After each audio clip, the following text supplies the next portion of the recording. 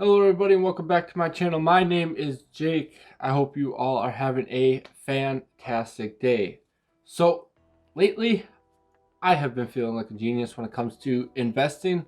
So today what I want to be talking to you guys about is how to make yourself feel like me. But seriously, lately the stock market has been crushing it. I hope you guys are in good positions. You're getting out of positions you don't want to be, like I had to just a little bit ago. In a previous video I discussed it, but now everything is good. The stock market is crushing it. We have hopes for not only one but two or three vaccines that are helping push our stock market higher and higher, and the returns are just insane and I love it. Today, like I said, I want to get into how to make you guys feel this way if maybe you're questioning your strategy, you're just getting started. Things to do that can make you feel like you know what you're doing, even if you might not necessarily know what you're doing. So with that being said, we'll hop into these.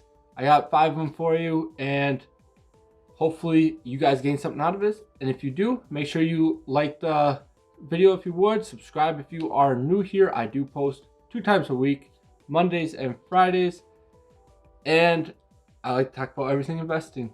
So we'll get into this and we'll make you guys feel like geniuses too.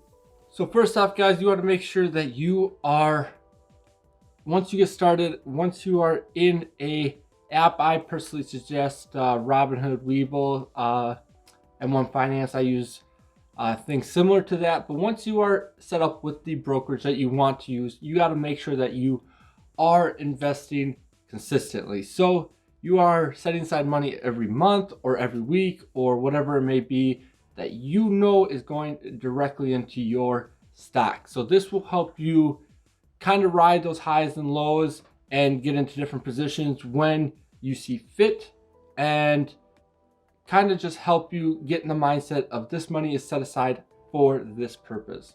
So you want to make sure that you're setting aside, say it's something, anything at all, say $50, $20, whatever it is, just so you can scrape a little bit of that, of your income off into the stock market, just so you can get a feel for it. And then once you start getting some gains, maybe you can feel a little more comfortable with what you're doing, and then start investing more, get some debt paid off, all that fun stuff, right? So you just want to make sure that you're kind of getting in there and just investing a certain amount, as much as you possibly can. Obviously, the more you do it, the faster your growth will be, but you got to make sure you're watching out for that downside too.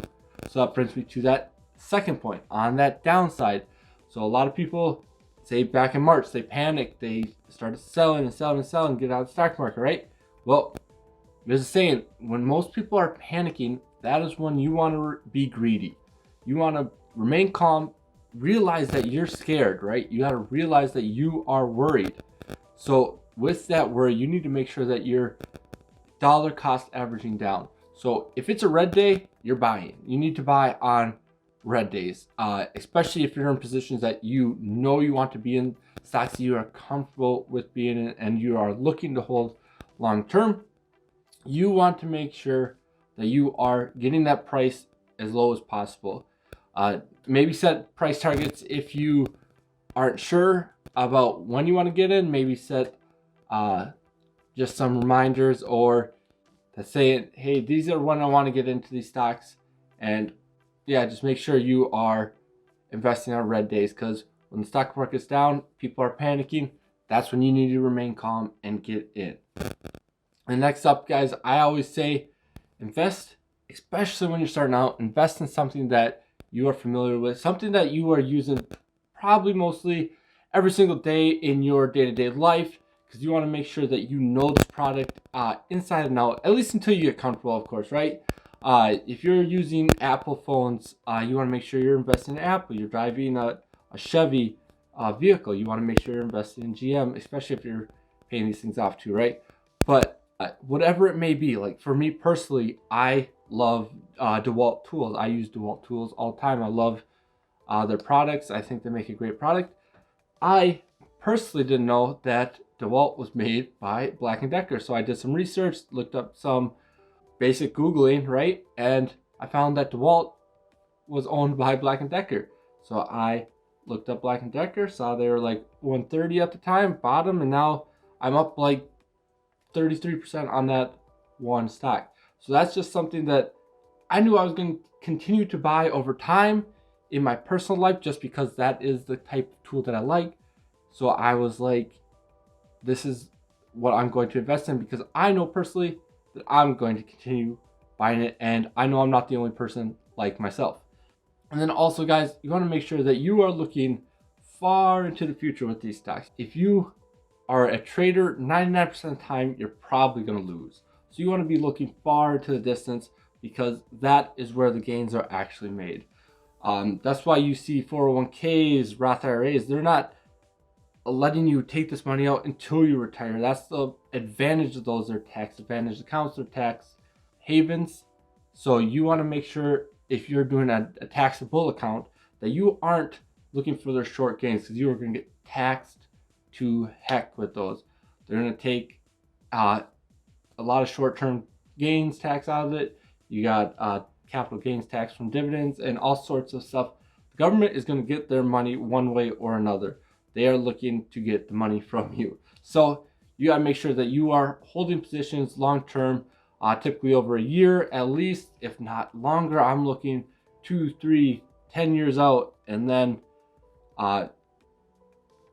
maybe looking into changing up positions. But unless something, of course, changes within a company that you are not comfortable with. Like personally, I got out of Disney recently because I didn't like how they were treating the whole Mulan movie, but that's just a personal like ethics thing.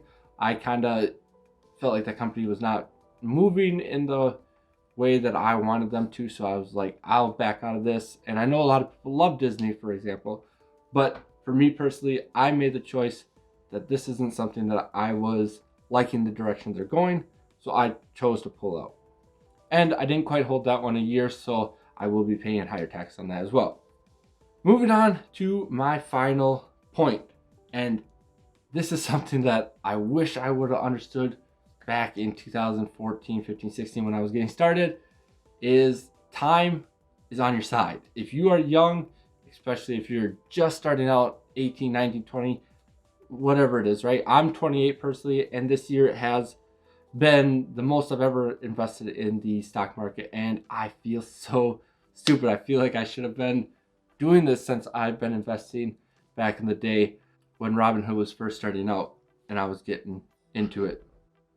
Or getting started as soon as possible is key, because holding these stocks for 10 years at a time, there's no way that you're going to look like a fool unless you're making risky investments day in and day out and looking for those little gains. I'm not saying it can't be done, but the amount of time that it takes to realize those gains versus time that you could have been doing something else, the opportunity cost isn't worth it for me personally. For me, I would like to set my money into stocks that I believe in, ETFs that I believe in, REITs that I believe in, and let my money go to work for me.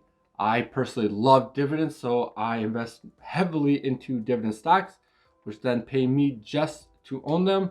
And that is what I'm hoping to base my entire income off of one day. But so that is why I'm saying hold these for as long as possible and get started as soon as possible, because that literally compounds every single day, every single month. That money is compounding and growing for you. And then again, your dollar cost averaging in, that money is making you money. And that's what you want your money to do. You want to give every single dollar that is coming in, you want to give that a job to do, and you want to make sure that it's going to work for you. So that's my video, guys. I hope you got something out of it.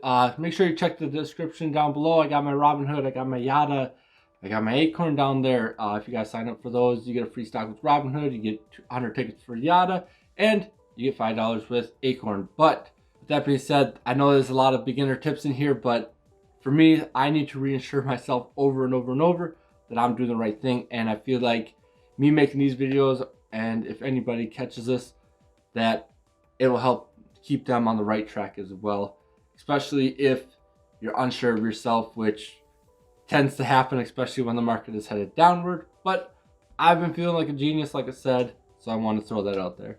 I guess with that being said, guys, I hope you all are crushing it out there. I hope you're in the green, and I hope that you're sticking to your strategies. And as always, hope you're having a good one. Peace.